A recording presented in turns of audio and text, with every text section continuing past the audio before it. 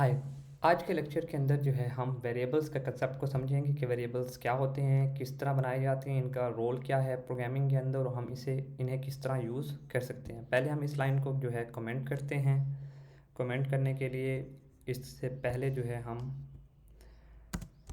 Hash लगा दिया और इसको स्पेस और हम नीचे ले आते हैं इसे और यहाँ आके अपना कोड लिखते हैं।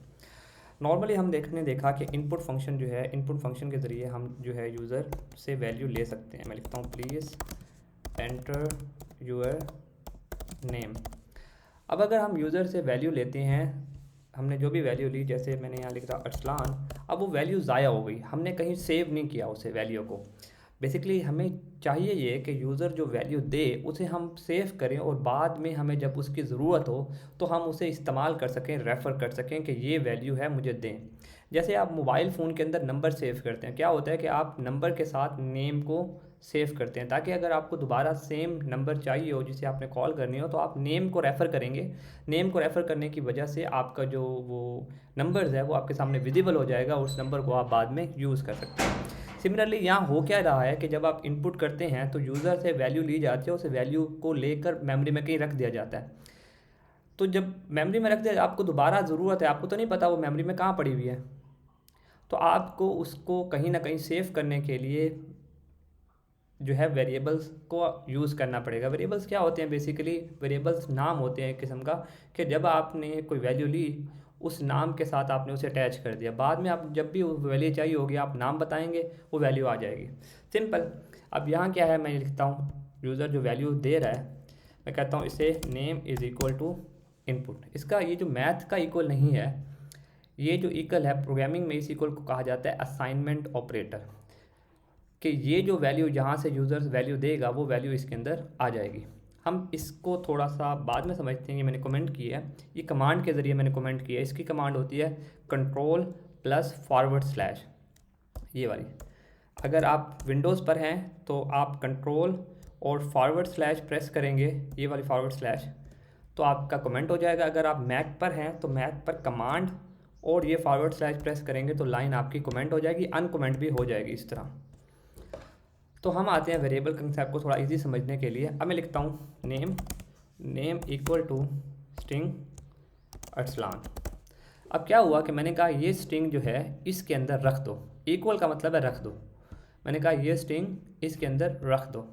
अब अगर मुझे दोबारा ये जो नाम है चाहिए तो मैं सिंपल लिखूँगा प्रिंट, और उस वेरिएबल का जो नाम है, जो भी नाम है, मैंने यहाँ नेम, इसका वेरिएबल का नेम ही लिखा हुआ है, मैं लिखता हूँ नेम। तो आप इस चीज़ को एक्सेस कर सकते हैं। देखें अरसलान आ गया। मैं इसे ज़रा क्लियर करता हूँ। आप बेशक आप इसे किसी भी लाइन पे, लाइन नंबर 100 पे या 29 पर भी करेंगे ना, तो वो उसे पिक कर लेगा कि इसके अंदर अरसलान पड़ा हुआ है।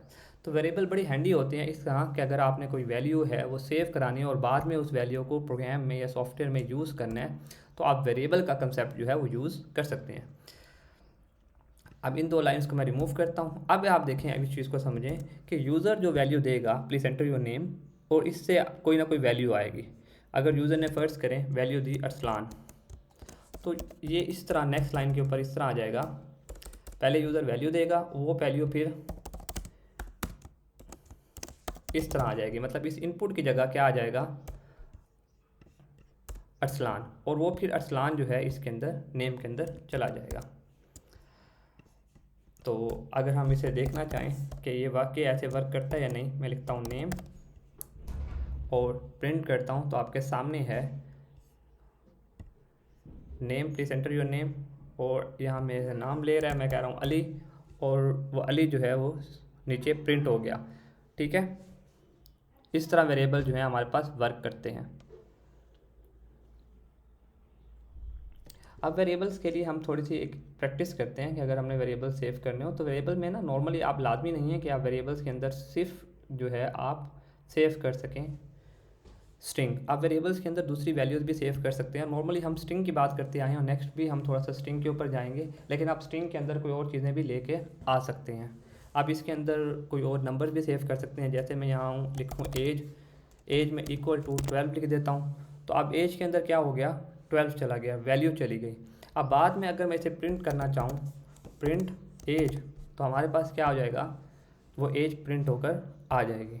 ये देखें, यहाँ मैंने नेम लिखा अरसलान, और अरसलान के साथ जो है वो 12 प्रिंट होकर आ गया।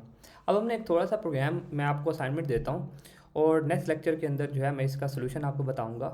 सपोज़ करें आपके पास जो है एक प्रोग्राम आपने बनाना है, मैं आपके सामने यहाँ स्टेटमेंट शेयर कर देता हूँ ताकि आप उसे पढ़ सकें। Write a program that switch the values stored in the variables a and b। First करें आपके पास, मैं आपको बता रहा हूँ कि आपके पास दो वेरिएबल हैं, एक ए में है 10 और बी में है 20। अब आपने करना ये है लास्ट के ऊपर कि इनकी वैल्यू में ऐसा हो जाए लास्ट के ऊपर जब मैं इन्हें प्रिंट करूं, प्रिंट ए करूं और प्रिंट बी करूं, यहाँ आपने अपना प्रोग्राम लिखना है। यहाँ मैं लिख देता हूं राइट योर कोड। आपने ऐसा कोई कोड लिखना है कि जब मैं प्रिंट करूं तो ए में बी की वैल्यू हो, मतलब ए में होना चाहिए 20 और बी में जो होना चाहिए वो 10 होना चाहिए। ये आपके कुछ प्रोग्राम के ऊपर रिक्वायरमेंट हैं। आपने इनकी वैल्यू को डायरेक्ट चेंज नहीं करना। आपने ऐसे नहीं करना कि ए को यहाँ 20 कर दो और नीचे बी को जो यहाँ 10 कर दें, ऐसा नहीं करना।